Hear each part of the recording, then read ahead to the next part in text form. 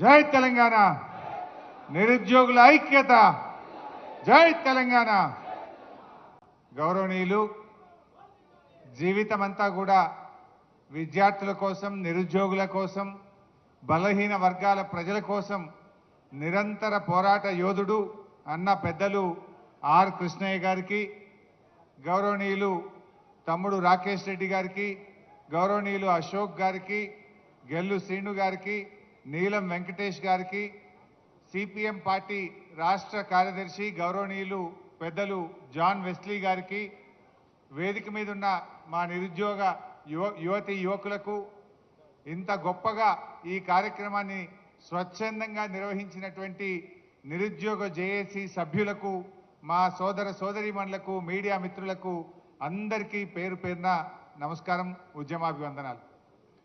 కాలాతీతమైంది, నేను ఎక్కువ టైం తీసుకోను, 5-10 నిమిషాల్లోనే ముగిస్తాను. దాదాపు 2 దాటింది కనుక మీ ఓపికను ఇంకా పరీక్షించే ఇదైతే నాకు లేదు. మిత్రులారా, ఈరోజు ఈ నిరుద్యోగ జేఏసీ ఏమడుగుతా ఉంది? నాడిచ్చిన మాట నిలబెట్టుకో రేవంత్ రెడ్డి అని అడుగుతుంది. ఇదే రేవంత్ రెడ్డి ఆనాడు నిరుద్యోగ యువతి యువకుల దగ్గరికి వచ్చి వేడుకున్నాడు, ఎన్నికల్లో వాడుకున్నాడు. గద్దెనెక్కిన తర్వాత ఏమైందయ్యా నువ్వు ఇచ్చిన మాట అంటే ఇవాళ మొండి చేయి చూపిస్తా ఉన్నాడు, నిరంకుశంగా అణిచివేసే ప్రయత్నం చేస్తూ ఉన్నాడు. ఆనాడు రేవంత్ రెడ్డి గారిని నమ్ముతారో నమ్మరో అని రాహుల్ గాంధీ గారిని అశోక్ నగర్ సెంట్రల్ లైబ్రరీ మెట్ల మీద కూర్చోబెట్టి మొదటి ఏడాదే 2 లక్షల ఉద్యోగం ఇస్తామని చెప్పి రాహుల్ గాంధీతో చెప్పించారు. ప్రియాంక గాంధీ గారితో సరూర్ నగర్ స్టేడియంలో మీటింగ్ పెట్టి మొదటి ఏడాది 2 లక్షల ఉద్యోగాలు ఇస్తామని, రాజీవ్ యువ వికాసం ఇస్తామని, 4000 నిరుద్యోగ భృతి ఇస్తామని, బ్యాక్లాగ్ పోస్టులన్నీ నియామకాలు చేస్తామని ఎన్నెన్నో మాటలు చెప్పించారు. మరి మాటలు చెప్పిన రాహుల్ గాంధీ, మాటలు చెప్పిన ప్రియాంక గాంధీ ఇలా పత్తా లేకుండా పోయినరు. గాంధీలు మాయమైపోయినరు. గాంధీల పేరు చెప్పి ఓట్లు అడిగినరు. మేనిఫెస్టోలో పెట్టి బాండ్ పేపర్లు పంచి గద్దెనెక్కిన ఇవాళ రేవంత్ రెడ్డి ఏమో ఏమైందయ్యా అంటే ఇవాళ అలా కూర్చున్నాడు, జూబ్లీహిల్స్ ప్యాలెస్లో కూర్చున్నాడు.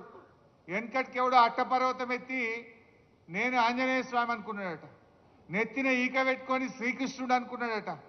ఇవాళ ఈ రేవంత్ రెడ్డి కూడా జూబ్లీహిల్స్ ప్యాలెస్లో పోలీస్ పహారాల మధ్య కూర్చొని ఈయన కూడా అట్లే భావిస్తా ఉన్నాడు. నీకు దమ్ముంటే రేవంత్ రెడ్డి పోలీసు లేకుండా ఒక్కసారి చిక్కడపల్లికో, దిల్సుఖ్ నగర్కో, అశోక్ నగర్ సెంట్రల్ లైబ్రరీకి రా, నీ బట్టలు కూడా ఊపి పంపుతారు.